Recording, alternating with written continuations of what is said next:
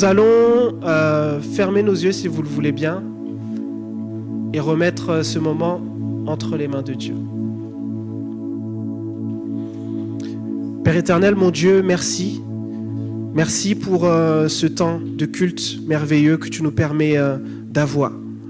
Je prie afin que ce matin, nous ne soyons pas dans une attitude, Seigneur Dieu, d'assister à un culte, mais véritablement dans une attitude de te rendre un culte, de te rendre toute la gloire, de te rendre, Seigneur mon Dieu, ce qui t'appartient parce que tu es digne de nos louanges, digne de notre adoration.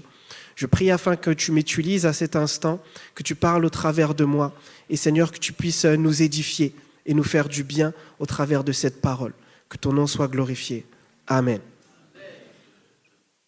Amen. Alors, ce matin, avant d'aller plus loin, je vais... voilà, le thème de la prédication est là, il s'affiche. On va parler de la puissance de l'unité. Mais j'aimerais vous montrer un petit quelque chose, vous poser une question. Ok? Ça vous va? Là, je suis sur l'estrade. Vous êtes d'accord avec moi? Si je saute de l'estrade, qu'est-ce qui va se passer? Qui a dit je tombe sur l'estrade? Sur le sol. Ok. On fait l'essai. Si là, je saute, qu'est-ce qui s'est passé? Je suis plus sur l'estrade. Je suis tombé, n'est-ce pas? Ok. Si je change peut-être d'endroit, peut-être qu'il va se passer autre chose. Là, ici, si je saute de l'estrade, qu'est-ce qui se passe? Pareil. Ok. Pourquoi est-ce que quand je saute de l'estrade, automatiquement je tombe sur le sol? Pourquoi est-ce que lorsque je saute, pourquoi est-ce que je ne décolle pas? Pourquoi est-ce que je ne monte pas dans les airs et puis je m'envole en haut? À cause de quoi? La gravité. Amen. Beaucoup de gens ont été à l'école, ont suivi les cours, tout ça. Gloire à Dieu. La gravité, vous savez qui a découvert la gravité? Qui ça? Newton. Ok.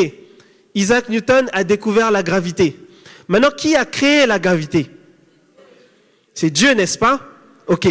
Donc, la raison pour laquelle lorsque je saute, je ne décolle pas en l'air, mais je tombe par terre, c'est parce que lorsque Dieu a créé toute chose, eh bien, il a mis en place une loi, et cette loi fait que, on va pas rentrer dans les termes scientifiques, etc., on va simplifier la chose, mais si je saute, eh bien, mon corps est automatiquement attiré vers le sol.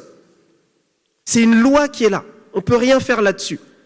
Qu'on croit à ça, qu'on n'y croit pas, qu'on le veuille, qu'on ne le veuille pas, qu'on l'accepte pas, la loi est là et ses effets se produisent. Ok? Même si moi je me dis à l'intérieur de moi, non, moi je n'aime pas Newton, j'aime pas ce qu'il propose, je suis pas d'accord avec sa loi, pour moi c'est pas vrai, c'est pas comme ça. Même si je suis pas d'accord, cette loi va s'appliquer sur moi. Je peux monter sur la tour Eiffel, sauter, même si je suis pas d'accord avec Newton, je vais toujours tomber. Je vais toujours tomber.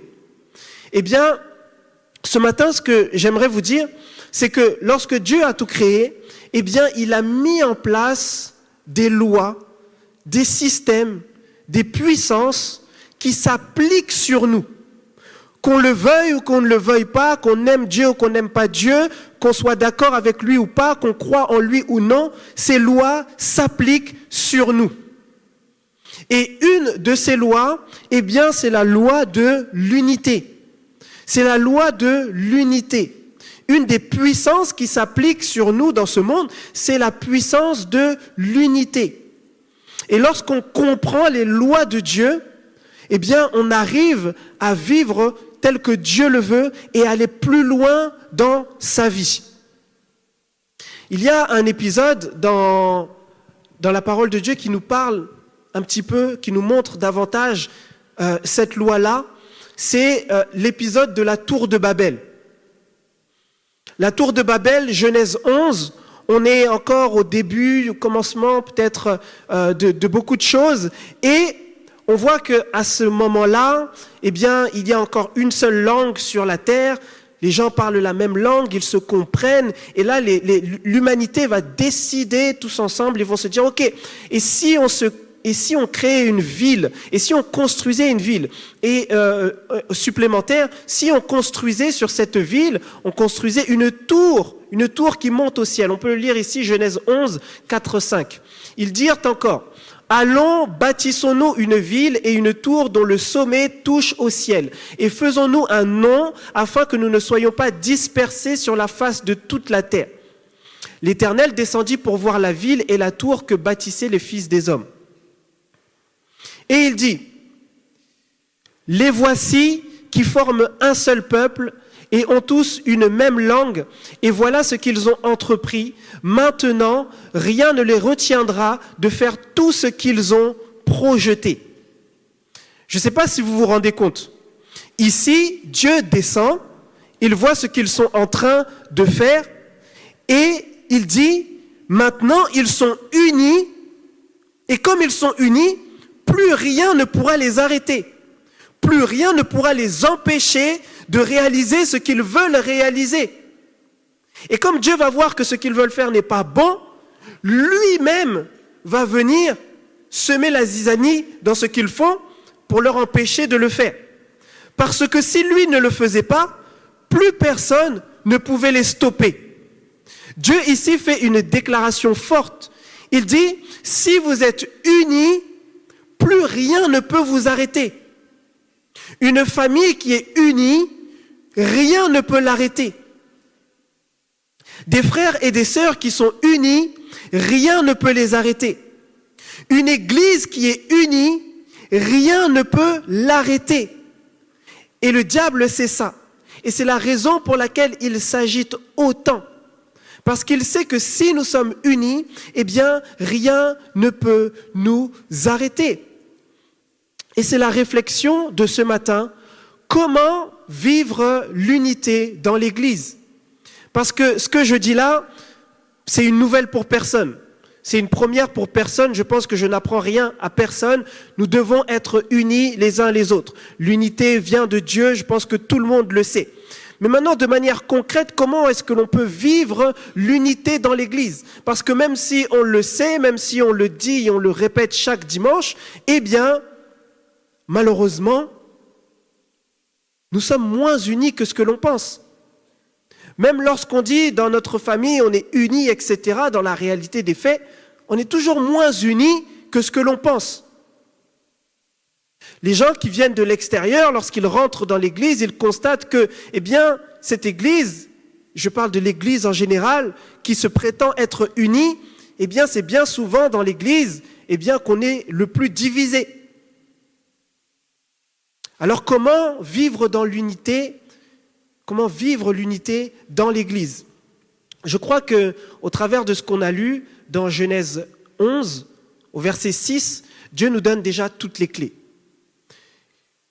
Il nous dira, les voici, il va faire 3 constats. Le premier, les voici qui forment un seul peuple. Ils forment un seul peuple. Ça déjà, c'est la première chose. Comment vivre l'unité dans l'Église? Il faut comprendre que nous sommes un seul peuple. Nous sommes les enfants de Dieu. Dans l'Église, il n'y a pas l'Église des Congolais d'un côté, il n'y a pas la communauté des Haïtiens de l'autre côté, il n'y a pas les Russes de l'autre côté, mais nous sommes un seul peuple. Nous sommes un. Et nous avons besoin de comprendre cette vérité pour vivre l'unité dans l'Église. Quand je viens à l'Église, je ne viens pas pour m'associer à ceux qui me ressemblent. Je viens faire un avec tout le monde. Je ne viens pas parler à un tel parce qu'un tel est de la même nationalité que moi, de la même origine que moi. Non, je viens chercher à parler à tout le monde parce que nous ne formons qu'un. Nous ne formons qu'un. Le Seigneur nous dira lorsqu'il nous présente cet évangile-là au travers de l'apôtre Paul, il nous dit « Il n'y a plus ni juif, ni romain, ni gentil, ni homme, ni femme, il n'y a plus rien. Nous sommes tous un en Jésus-Christ. » Nous sommes tous un en Jésus-Christ. Alors lorsque nous mettons le pied dans l'Église, eh bien, nous devons considérer le fait que, avant d'être noir, avant d'être blanc, avant d'être congolais, avant d'être chinois, avant d'être pakistanais, je suis un enfant de Dieu. Et celui qui est en face de moi est également un enfant de Dieu. Alors je ne vais pas le considérer parce qu'il est chinois et moi je suis portugais, alors je vais le considérer autrement. Non, en dehors de l'église, mais pas dans l'église. C'est ce qui se passe en dehors, mais ce n'est pas ce qui doit se passer dedans. On doit se considérer tous de la même manière, parce que nous sommes tous des enfants de Dieu à titre égal. Dieu ne fait pas de différence. Dieu n'a pas un peuple favori. Nous sommes tous des enfants de Dieu. L'unité, ce n'est pas l'uniformité. Ok ? Est-ce qu'on comprend la différence entre l'unité et l'uniformité ? L'uniformité, c'est le fait que tout soit pareil, tout soit de la même forme. Ok ? Si j'ai une boîte et dans cette boîte, j'ai des objets, le fait qu'ils soient uniformes, c'est que tous ces objets soient pareils. C'est-à-dire que s'il y a un rond, il faut que tous les autres soient un rond. Mais Dieu ne veut pas l'uniformité. Il veut l'unité. Dieu nous a présenté l'unité, pas l'uniformité. Dans l'Église, nous sommes tous différents et nous devons l'accepter. Nous avons tous des manières de voir les choses différentes, des backgrounds qui sont différents, des envies qui sont différentes. Il y a une diversité dans l'Église, mais malgré tout, le défi, c'est de ne former qu'un seul peuple, malgré cette diversité. L'unité, c'est quelque chose qui vient de Dieu et c'est quelque chose que Dieu nous demande de vivre. La prière du Seigneur Jésus-Christ, dans Jean 17, c'est que Dieu nous fasse un, comme Jésus et le Père sont un. Que nous soyons nous aussi, les uns et les autres, un. Et regardez bien, c'est une prière que Jésus a faite avec ferveur avant de partir. Que nous soyons un. Il aurait pu prier autre chose, il aurait pu prier et dire « Père, mais donne-leur beaucoup d'argent, parce qu'ils vont avoir besoin d'argent dans ce monde. Les choses sont tellement chères. Et à un moment donné, ils vont arriver dans la France de Macron, ça va être trop cher. » Dieu connaît toutes choses. Il savait qu'on en arriverait là. Mais ce n'est pas la prière qu'il a faite. Lui, il a demandé qu'on puisse être un seul peuple. Et quand vous regardez ce que Jésus a fait, vous vous rendez compte que pratiquement tout ce qu'il a fait, c'est pour laisser, il sait que lui, il allait partir. Le Saint-Esprit allait venir, mais malgré tout, il a mis en place des choses pour que ses disciples ne soient pas éparpillés à droite à gauche, mais pour qu'ils restent un. Vous savez, souvent on parle de la Sainte Seine, et on parlait de ça lors du week-end des Térébintes. La Sainte Seine, c'est une institution où Dieu nous demande de respecter pour se souvenir de lui, mais il a laissé ça également à ses disciples pour qu'ils puissent continuer à être ensemble, qu'ils puissent être un, qu'ils puissent continuer à se voir. Pas qu'après que lui soit parti, que maintenant l'autre va à droite, l'autre va à gauche, et puis plus personne ne se réunit parce que le Seigneur n'est plus là. Non, souvenez-vous de moi, faites ceci, et ça va vous obliger à rester ensemble. Parce que moi, je connais la puissance de l'unité. Et si vous êtes un, vous allez pouvoir accomplir de grandes choses. Le Seigneur a dit que vous ferez des choses plus grandes que ce que moi j'ai accompli, mais ça, c'est si on marche dans l'unité. Vous savez, moi, cette parole du Seigneur Jésus, j'ai toujours réfléchi à ça. Il dit, mais vous ferez des choses plus grandes que celles que moi j'ai fait. Je dis, mais Seigneur, c'est quel homme sur la terre là qui va faire plus que toi ce que tu as fait? On lit quand même dans les Écritures que Jésus a fait tellement de choses qu'on ne pourrait même pas tout mettre dans un livre parce que sinon, tous les rouleaux de la terre ne suffiraient pas à écrire tout ce qu'il a fait. Bon, quel est cet homme qui va faire plus grand que ce que Jésus a fait? Mais vous voyez, lorsque Jésus parle, il parle de nous comme une personne, comme un corps. Comme un seul groupe, nous sommes un. Et c'est en étant un que nous allons faire plus. Individuellement, on ne peut rien faire. Ne soyons pas dans cet orgueil de se dire que je vais faire plus que Jésus, parce que moi je suis plus que Jésus. Mais c'est en appartenant au corps que tous ensemble nous faisons plus. Nous devons être un. Nous sommes un seul peuple. Vivre l'unité dans l'Église, c'est comprendre qu'il y a différents groupes pour que nous puissions vivre la communauté dans l'Église. Mais ces groupes ne sont pas des clans. Ces groupes ne sont pas des clans. Dans l'Église du Seigneur, on ne doit pas entendre « Oui, moi je ne vais pas là-bas parce que moi j'appartiens ici. » Non, j'appartiens au Seigneur Jésus-Christ. C'est l'Église du Seigneur. Le groupe là-bas est béni par le Seigneur, le groupe ici est béni par le Seigneur. Peut-être que le Seigneur, il veut te parler, non pas ici, mais là-bas. Si toi tu t'entêtes à rester là, tu ne veux pas aller là-bas par orgueil, mais le Seigneur ne va pas te parler. Et tu dis, Seigneur, tu ne me parles pas, mais il te dit d'aller là-bas. Et toi, est-ce que tu y vas? L'unité, ce n'est pas l'uniformité. La deuxième chose que Dieu constate, il dit, voici qu'ils forment un seul peuple. Et ils ont tous une même langue. Vivre l'unité, c'est avoir une même langue. Est-ce que Dieu dit que nous devons tous parler la même langue? Bon, si on devait choisir une seule langue, peut-être qu'on garderait le lingala. Si vraiment on devait choisir, hein? Si vraiment. Mais bon, le Seigneur ne nous demande pas de choisir, gloire à Dieu.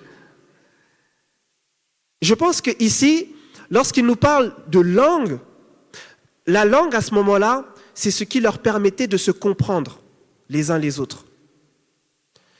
Le fait qu'ils parlaient tous la même langue, alors ils arrivaient à se comprendre tous. Et parce qu'ils se comprenaient, ils pouvaient faire des choses ensemble. À partir du moment où tu ne comprends plus l'autre, tu ne peux rien faire avec lui. Et tu ne peux pas être un avec lui, parce que tu ne le comprends pas. C'est pour ça que lorsque Dieu est descendu et qu'il a voulu arrêter ce qu'il faisait, qu'est-ce qu'il a fait? Il a brouillé les langues. Là où il n'y avait qu'une seule langue, il en a mis plusieurs. Pas pour qu'on puisse découvrir des nouvelles langues et puis non, être bilingue, non. Mais pour qu'ils ne puissent plus se comprendre les uns les autres. Et ici, parler une même langue nous parle de la compréhension des uns et des autres. Vivre l'unité dans l'Église, c'est chercher à comprendre les autres. Chercher à comprendre l'autre. Quelle est ton histoire? Quel est ton vécu? Quel est ton passé? Et avant de te juger, je vais d'abord chercher à te comprendre. À partir du moment où on ne cherche plus à comprendre l'autre, eh bien là, on ne peut pas vivre l'unité dans l'Église. Je me souviens, dans une église dans laquelle j'étais, plus jeune, quand il y avait cette personne qui était tout le temps là. Et moi, à l'époque, j'étais loin de m'imaginer que je serais pasteur un jour. Et cette pensée même me répugnait à l'époque. Et du coup, je venais à l'église, mais j'aimais aussi, bon, je viens à l'église, mais après je pars, bon, je viens, mais bon, pas tout le temps, bon, faut pas non plus exagérer, etc. Bon, voilà, je viens, je pars, ok. Mais il y avait cette personne qui, elle, était là tout le temps. Elle était là tout le temps. On connaît des gens qui sont là tout le temps. Elle était là tout le temps. Quand je vous dis tout le temps, c'est vraiment tout le temps. C'est pas ton tout le temps à toi où tu viens, bon. C'est tout le temps. Et le culte finit, la personne reste, il y a un événement, la personne est là. À un moment donné, moi, je me dis, et je pense ça à l'intérieur de moi, à l'intérieur de mon cœur. Je dis rien à la personne, mais je pense ça à l'intérieur de moi. Je me dis, mais attends. Mais cette personne, elle n'a pas de maison, qu'est-ce qui se passe? Vous voyez, parenthèse, mais pour dire une chose. Vous voyez, la méchanceté, des fois, il n'y a même pas besoin d'aller vers quelqu'un et de dire quelque chose à quelqu'un. Des fois, tu dis rien, hein. Tu es assis dans ton coin, tu observes ce qui se passe dans l'église, on te voit, on se dit, ah ouais, lui, il est calme, il est gentil, il est beau. Mais en fait, si on savait ce que tu penses à l'intérieur de toi, si on pouvait mettre là un grand écran qui fait défiler ce que tu penses réellement de l'Église, ce que tu penses des frères, ce que tu penses des sœurs, ce que tu penses de Jonathan, ce que tu penses de Johanna, ce que tu penses de Josie, ce que tu penses de moi. Peut-être que nombreux auraient quitté l'Église. Vous voyez, la méchanceté, c'est pas juste d'arriver chez quelqu'un c'est pas juste, tu le vois pas. Tu le vois pas directement. C'est pas quelque chose que l'on voit directement. C'est pour ça que le Seigneur Jésus nous faisait comprendre que le péché, il démarre pas quand tu poses une action, mais le péché, il démarre même à l'intérieur de toi. T'es posé tranquille dans ton coin, t'es là, t'es assis, tu regardes le groupe de louanges chanter, tu te dis, mais celui-là, franchement,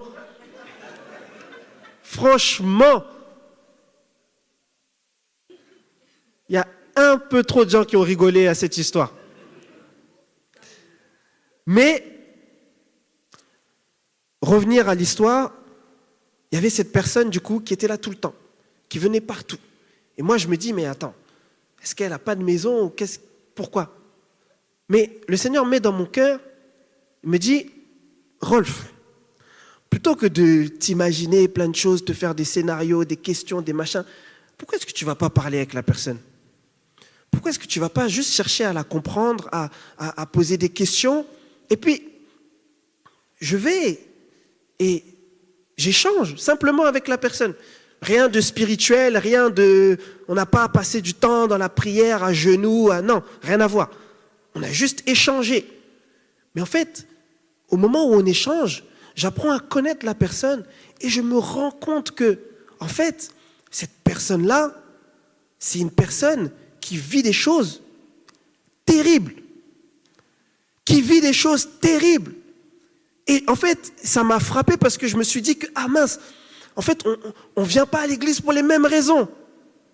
On ne vient pas à l'église pour les mêmes raisons. Et c'est le jour où j'ai parlé avec cette personne que j'ai appris à respecter cette personne et que j'ai arrêté d'avoir des pensées dans mon cœur vis-à-vis de cette personne. Que j'ai compris que cette personne, lorsqu'elle venait, elle venait chercher la face de Dieu parce qu'il y avait des choses sérieuses qui se passaient chez elle. Et lorsque moi je venais là pour me poser des questions, pour me demander est-ce que, elle ne se souciait pas de mais mais elle venait chercher la face de Dieu.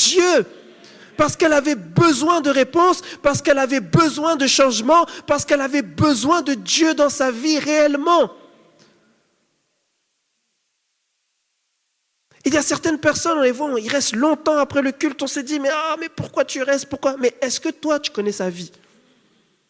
Est-ce que toi, tu connais sa vie? Pose-toi la question. Chercher à comprendre l'autre, c'est ce qui peut nous permettre de vivre l'unité dans l'Église.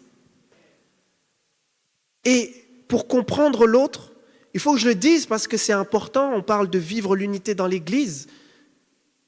Pour vivre l'unité dans l'Église et pour comprendre l'autre, tu dois obligatoirement passer un peu de temps avec l'autre. Obligatoirement. Et c'est vrai que des fois, c'est quelque chose que l'on n'aime pas forcément, mais il faut qu'on puisse se dire qu'en tant qu'Église, c'est important. Si ce n'est pas ce dimanche, c'est peut-être dimanche d'après, si ce n'est pas le dimanche d'après, c'est peut-être le dimanche d'après. Mais à un moment donné, il faut que tu te fasses violence. Que tu te dises, il faut que j'échange avec les frères et sœurs. Il faut que je parle un peu avec les frères et sœurs. Le culte, il finit à 12h30. Toi, 12h30 et 30 secondes, tu es déjà chez toi. C'est pas pour dire que tous les dimanches, il faut rester, c'est pas ça. Il y a des dimanches, moi-même, vous allez me voir, le culte, il finit, boum, je prends mes clics et mes claques, je cours, on a tous des choses à faire, etc. Mais de temps en temps, pour vivre l'unité dans l'Église, il est important de prendre le temps avec les frères et les sœurs. Ah tiens, mon frère, toi, je ne te connais pas. Comment tu t'appelles? Ah, ça fait plaisir de te rencontrer. Ça fait combien de temps que tu es à l'église? Et c'est ça, vivre l'unité dans l'église. Et des fois, on se dit, oui, mais ok, bon, ça fait peut-être 2-3 semaines, 2-3 mois que je suis là, et puis personne n'est venu me voir pour me parler, etc. Bon, c'est vrai déjà, ça, c'est une catastrophe. Qu'un frère soit là dans l'église, tout le monde le voit, tu ne connais pas sa tête, mais tu ne vas pas le voir. Bon, c'est une chose. Mais malgré tout, il faut qu'on puisse se dire aussi, toi-même, et si les gens ne viennent pas vers toi, toi aussi fais un effort. Tu peux te dire, ok, peut-être juste, allez, cette personne-là, juste un bonjour, ça peut mener à quelque chose. Comment vivre l'unité dans l'Église? Pour vivre l'unité dans l'Église, on a besoin de passer du temps ensemble. C'est pas pour rien qu'on met en place des programmes et des programmes et des programmes dans l'Église. C'est pas juste pour dire, ouais, il y a plein de programmes dans l'Église, c'est une Église géniale, et puis regardez, on fait ci, on fait ça. Non, mais c'est réellement pour que les gens apprennent à se connaître aussi les uns avec les autres. C'est pas juste une histoire de spiritualité. C'est aussi pour que l'Église apprenne à se connaître. Parce qu'une Église qui est ultra spirituelle, mais qui n'a aucune communion les uns avec les autres, c'est pas bon. Il faut de l'équilibre. Une Église qui a que de la communion, que des rencontres, tout ça, mais qui n'a pas de spiritualité aussi, ce n'est pas bon. Mais je crois que le Seigneur nous appelle à l'équilibre. Il nous appelle à être équilibrés dans notre vie d'Église, dans notre foi. Combien ici savent que nous avons une réunion de prière ici à l'église tous les mardis à 19h? Qui le sait? Juste en levant la main. Ok. Vous vous rendez bien compte que dans tout le nombre que nous sommes à l'église, c'est même pas 60% de l'église qui est ne serait-ce qu'au courant qu'on a une réunion de prière tous ensemble le mardi ici à 19h à l'église. Or, ce sont ces moments-là que le Seigneur nous donne pour être unis les uns avec les autres. Ce n'est pas pour rien qu'il nous dira, si 2 ou 3 personnes s'accordent, si 2 personnes, juste 2 même, s'accordent pour me demander quelque chose, moi je vais vous le donner. Parce que c'est fait avec la puissance de l'unité. Si tu es jeune, cherche à rejoindre un groupe de jeunes. C'est comme ça que tu vas vivre l'unité dans l'église. Si tu es senior, cherche à rejoindre le groupe des seniors. C'est comme ça que tu vas vivre l'unité dans l'église. Le 3e point, il dit, les voici qui forment un seul peuple. Ils ont tous une même langue et voilà ce qu'ils ont entrepris. Ils sont un peuple, ils se comprennent et ils ont un projet en commun. Ils ont un objectif en commun. Pour vivre l'unité, nous devons également avoir des objectifs en commun.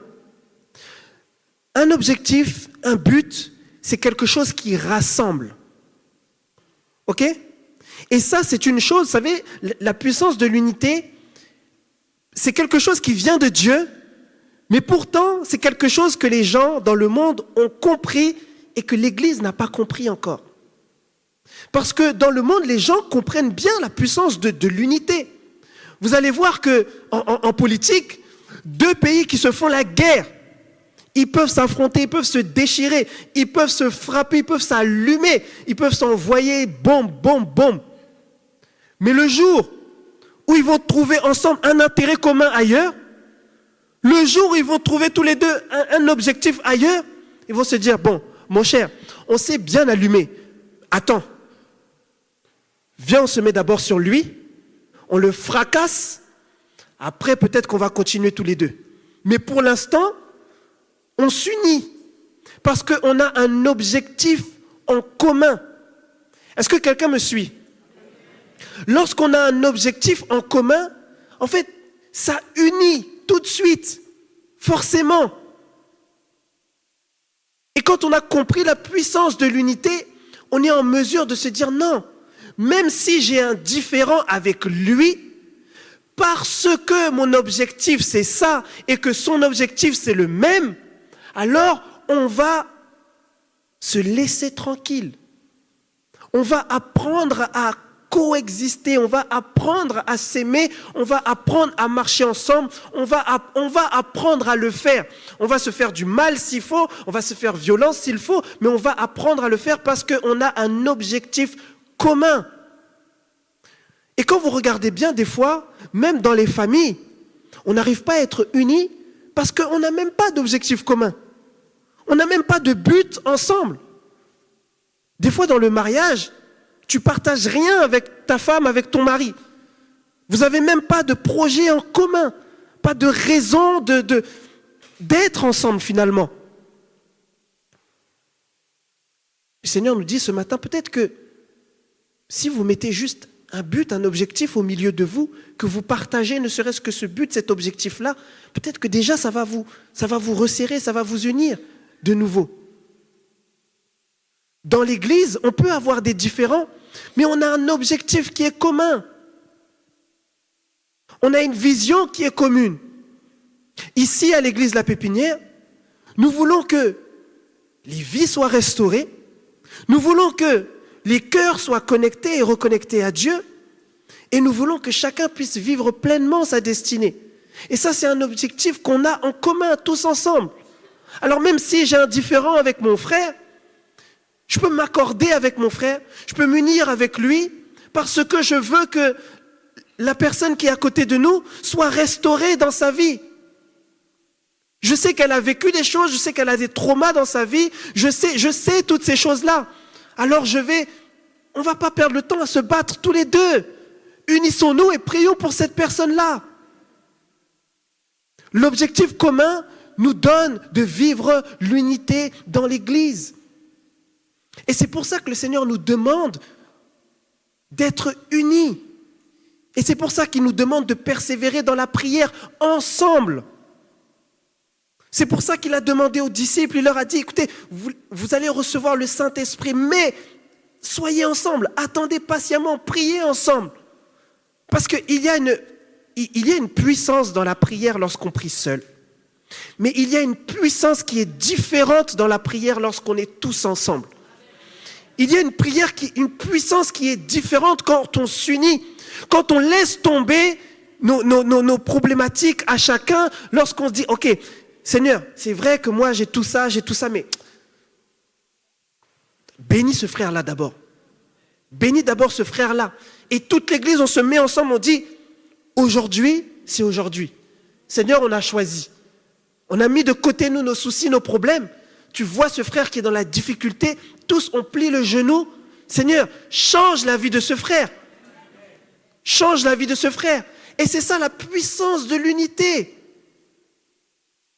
Et moi je crois que si j'ai une problématique forte et que je viens peut-être par exemple le mardi soir et que je dis à mes frères, voilà ce que j'ai, priez pour moi, et que tous ensemble on s'accorde à prier pour moi, je crois que la prière du juste a une grande efficacité. Et si tu ne l'as pas encore expérimenté, je t'invite à venir avec nous le mardi soir, quand on prie, et à vivre ces moments. Et je pense qu'on aura des temps aussi de témoignage. C'est important de dire ce que Dieu fait dans nos vies. Mais avoir un projet commun, eh bien, ça nous unit. Ça nous unit. Vous voyez, des fois dans les entreprises, vous voyez qu'ils se détestent tous. Toute l'équipe, elle se déteste. Ils sont 6 dans l'équipe. Les 6, ils se détestent. Tous, ils se détestent. Mais comme on sait, franchement, que si on ne réussit pas à faire nos chiffres à la fin du mois, la paye ne sera pas la même. Alors là, vous allez voir des gens qui se détestent. Ils vont travailler ensemble.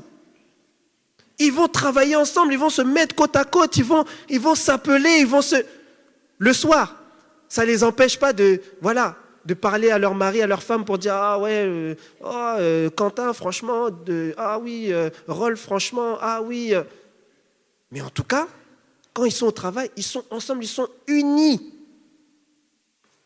Et c'est ce que le Seigneur veut pour nous. Il ne veut pas juste une unité hypocrite comme ça. Mais il veut qu'à cette unité-là, qu'on ajoute l'amour de Dieu, l'amour du Christ, celle qui nous transforme, celle qui nous fait aller au-delà des différends que l'on a avec le frère. Et même si on a des problèmes avec lui, on travaille avec lui. Et le soir, au lieu de mal parler sur lui, on le bénit encore davantage.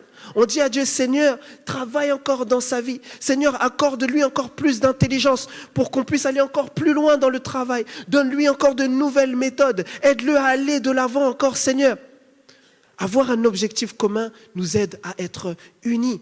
Et là, je vous parlais des cultes qu'on peut avoir ensemble à l'église, tous ensemble. Mais j'aimerais nous encourager également dans nos familles, tous, à se dire que peut-être qu'on peut aussi avoir des cultes communs à la maison.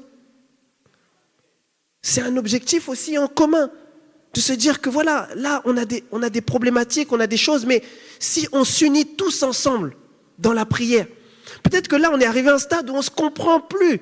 Les parents, ils ne comprennent plus les enfants ils ne comprennent plus les parents, on ne se comprend plus. Mais écoutez, on va changer de stratégie. Plutôt que de se cogner dessus à longueur de journée, et si on prenait le temps juste de s'asseoir et de prier ensemble pour dire à Dieu, Seigneur, regarde, là, on ne se comprend plus. Mais toi, Seigneur, viens mettre l'unité au milieu de nous tous. Moi, je crois qu'il y a certaines prières, je le crois, il y a certaines prières qui n'aboutissent pas du fait du manque d'unité. Je l'ai dit, avoir un objectif commun, ça rapproche même les pires ennemis. Comment vivre l'unité dans l'Église ? Nous devons vivre la patience. Nous devons être patients les uns envers les autres. Nous devons comprendre que mon frère qui vient d'arriver dans l'église, il n'a peut-être pas le même, je ne sais pas si niveau est le bon mot, certainement pas, mais en tout cas, vous comprenez ce que je veux dire. Il n'a peut-être pas le même niveau spirituel que moi, il n'en est peut-être pas au même stade, il n'a peut-être pas lu l'écriture. Donc, sois patient avec ton frère. Ne lui demande pas de faire ce que toi tu fais au niveau 17, lui qui est au niveau 1, tu veux lui imposer de faire ça. Quand on revient à ton niveau 1, tu étais même pire que lui. Est-ce que quelqu'un me suit ? Parce qu'on veut imposer à l'autre les révélations que Dieu nous a données. Mais, mon frère, tu as cheminé avant que Dieu te donne cette révélation-là. Mais pourquoi est-ce que tu ne t'as laissé Dieu être patient avec toi ? Pourquoi est-ce que toi, tu n'es pas patient avec ton frère ? Mais laisse-lui le temps. Prie pour lui. Oui, c'est vrai que tu dois faire... Laisse-moi le temps aussi. Laisse-moi le temps. Le Seigneur t'a laissé le temps. Laisse-moi le temps aussi. Le Seigneur Jésus nous dira par parabole qu'il ne se presse pas de revenir pour que le plus de gens possible puissent être gagnés, pour que chacun puisse avoir l'opportunité d'être changé, transformé et d'accepter Jésus dans son cœur. Mais même si le Seigneur Jésus est patient, franchement, qui sommes-nous pour ne pas être patient avec les autres ? La patience, c'est se dire, Seigneur, s'il te plaît, donne-lui le temps de changer, d'être transformé. Mais si toi, cette transformation pour toi, elle a eu lieu en 2 semaines, mais gloire à Dieu pour toi. Mais l'histoire de ton frère n'est peut-être pas la même que la tienne. Laisse Dieu le transformer, laisse Dieu le changer. Si toi, tu sais faire les choses du jour au lendemain comme ça, mais gloire à Dieu, c'est bien. Mais laisse les autres qui prennent un peu plus de temps, prendre un peu plus de temps. Et toi maintenant, qui es fort ou qui pense être fort, mais soutiens ton frère. Prie pour ton frère. Accompagne ton frère. Aide-le. Jeûne pour ton frère. Parce que tu veux qu'il soit changé, transformé comme toi. Et c'est un moyen également de vivre l'unité dans l'Église. Si je suis patient, je suis vrai, j'ai de l'amour. Au contraire, les choses qui nous divisent, c'est l'orgueil dans l'Église. Les choses qui nous divisent, c'est le mensonge dans l'Église. Le fait de se mentir les uns aux autres. Des fois, on minimise le mensonge. On se dit, oui, bon, c'est rien, il ne saura pas et tout. Mais, vous savez, le mensonge, c'est quelque chose que le diable utilise parce que c'est un petit truc, mais qui, derrière, cause des dégâts qui sont atroces. Parce que quand tu mens à quelqu'un, tu viens impacter la confiance que cette personne avait mis en toi. Et la confiance, c'est quelque chose qui se perd en un claquement de doigts, mais qui met des années et du temps à être retrouvé. Bien sûr, ça dépend de chacun, mais on met plus de temps à reprendre confiance qu'à perdre la confiance. C'est pour ça que nous devons chercher à être vrais les uns les autres et à ne pas entretenir le mensonge dans l'Église. C'est une des manières avec lesquelles nous allons pouvoir vivre l'unité dans l'Église. Nous devons être patients avec les uns et patients avec les autres. Et je le disais tout à l'heure, je racontais mon expérience, mais vous savez, il y a certaines personnes, des fois, on dit des choses, c'est bien. Et moi, je suis le premier à dire que lorsqu'on vient dans une église, le but dans l'église, c'est aussi de servir. Le but, ce n'est pas de toujours être là et de juste assister, participer, mais c'est aussi de servir parce que c'est ce que Dieu nous a montré. Mais soyons des personnes qui sont patientes. Laissons aux gens le temps de comprendre les choses, de les assimiler et d'avoir les révélations à l'intérieur de leur cœur. Prenons le temps d'aller vers l'autre et de chercher à comprendre son histoire. Il y a des gens, vous allez vers eux, oui, serre. Mais la personne te dit, frère, laisse-moi. Pour l'instant, je n'ai pas envie. Mais si tu cherches un peu à creuser, à comprendre son histoire, des fois, tu vas te rendre compte que cette personne-là, elle était dans une autre église dans laquelle on a abusé d'elle. On a abusé d'elle. Et aujourd'hui, sa confiance est complètement détruite quant au service. Alors oui, elle fait l'effort de venir à l'église, elle fait l'effort de se rapprocher du Seigneur, mais par contre, elle prend le temps par rapport au service. Ayons le caractère de notre Dieu, ayons le caractère de Jésus-Christ. Une chose qui cause la division également dans l'église, eh bien, c'est la jalousie. C'est la jalousie. On est jaloux du frère, jaloux de la sœur, jaloux des dons que Dieu a donnés à un tel, des talents qu'il a donnés à une telle, alors que vivre l'unité dans l'église, ce n'est pas ça. Dieu donne à chacun comme il veut. Il est Dieu dans le ciel, il donne comme il veut. Et je veux même dire quelque chose, c'est pour nous provoquer. Ce n'est pas quelque chose de vrai, parce que Dieu donne à chacun, moi je le crois réellement. Mais si même Dieu ne voulait pas te donner, il ne te donne pas. Il est Dieu dans le ciel. Qu'est-ce que tu vas dire à Dieu? C'est pour qu'on comprenne la pensée. Mais Dieu donne à chacun un don, un talent. À chacun, selon sa propre mesure. Arrête de te soucier de ce que l'autre a. Soucie-toi de ce que toi tu as. Et demande à Dieu, Seigneur, comment je peux faire fructifier ce que moi j'ai, ce que tu m'as donné, et comment je peux être une bénédiction pour que le frère aille encore plus loin dans l'appel que tu lui as donné, avec les dons que tu lui as donnés. Parce que Seigneur, si lui, il va plus loin, c'est nous tous qui allons plus loin. Si Romina développe encore plus le don qu'elle a reçu pour la louange, mais c'est l'Église qui est bénie. C'est le corps du Christ qui est béni. Alors ne soyons pas dans la jalousie, dans le mensonge, dans l'orgueil, mais entretenons la patience, la vérité et l'amour dans l'Église. Je l'ai dit tout à l'heure, les divisions bloquent nos prières. Et le Seigneur a été très clair là-dessus. Il dit, lorsque tu vas pour donner ton offrande et que là, tu te rends compte finalement que tu as un problème avec un frère, avec une sœur ou quoi, laisse là d'abord ton offrande. Va d'abord régler ton problème. Va d'abord régler ce manque d'unité avec ton frère. Parce que quand tu vas venir pour donner ton offrande, lorsque tu vas venir à l'église faire ci et faire ça, eh bien, ça ne va pas fonctionner, mon frère et ma sœur. Parce que ce que Dieu veut, c'est que nous soyons dans l'unité les uns avec les autres. Cultivons ça. Prions ensemble quand nous sommes à l'église, quand nous sommes à la maison. Seigneur, maintiens-nous dans l'unité. Maintiens-nous dans l'unité. Parce que c'est la prière qu'a faite le Seigneur Jésus. Et je vais terminer là-dessus, conclure. Je vais inviter tout le groupe à revenir. Mais je crois que le Seigneur Jésus-Christ, eh bien, il a de grands projets pour l'Église la pépinière. Est-ce que quelqu'un le croit? Il a prévu de grandes choses pour l'église, la pépinière. Je crois que nous allons vivre des choses merveilleuses. Nous allons expérimenter des choses merveilleuses.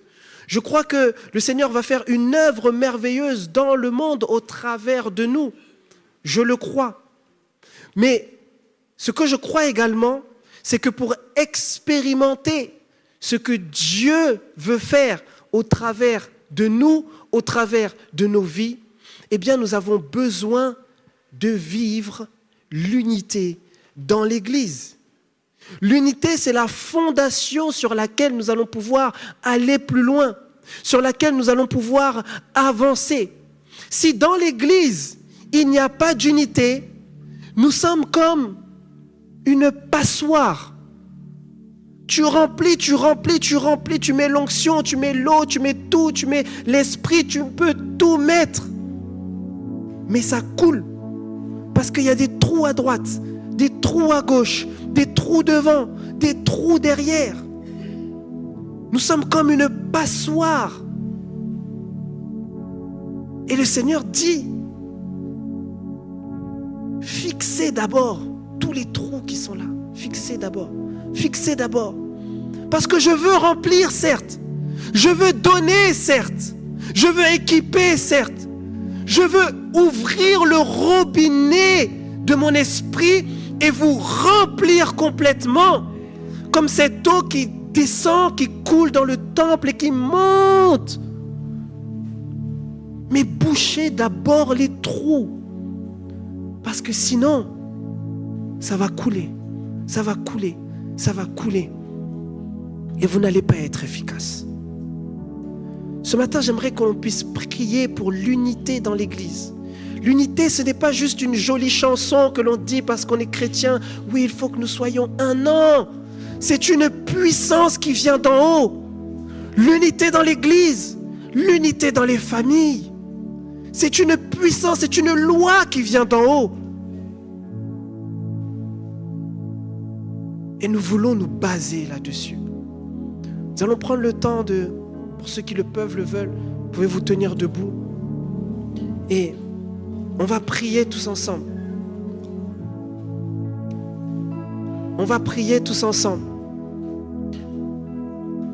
Et on va dire, Seigneur, fais de nous un seul peuple.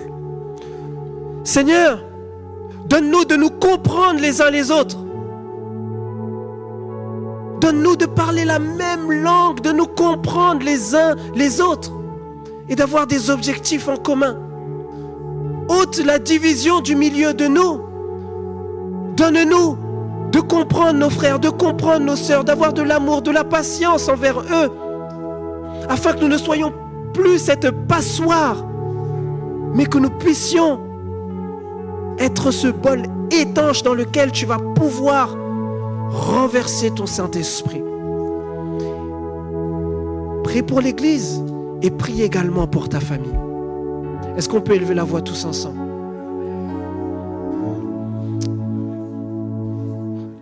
Merci de nous avoir suivis. Si tu as apprécié être avec nous, n'oublie pas de liker et de partager sur les réseaux. Nous proposons chaque dimanche 2 célébrations. Viens nous rejoindre, nous serons heureux de t'accueillir. À la pépinière, tous les âges sont représentés. Viens booster ta foi au contact de ta génération. Besoin d'un rendez-vous? Nos pasteurs se tiennent à ta disposition. N'hésite pas à les contacter. Si tu as des questions sur la foi ou sur la Bible, tu peux en discuter avec notre équipe pastorale. Inscris-toi dès maintenant. Tu peux suivre nos prédications, posts et actualités sur les réseaux. N'oublie pas de visiter notre site internet. Tu veux t'intégrer et nous connaître un peu plus? Télécharge dès maintenant notre application et reste connecté. À bientôt, à la pépinière.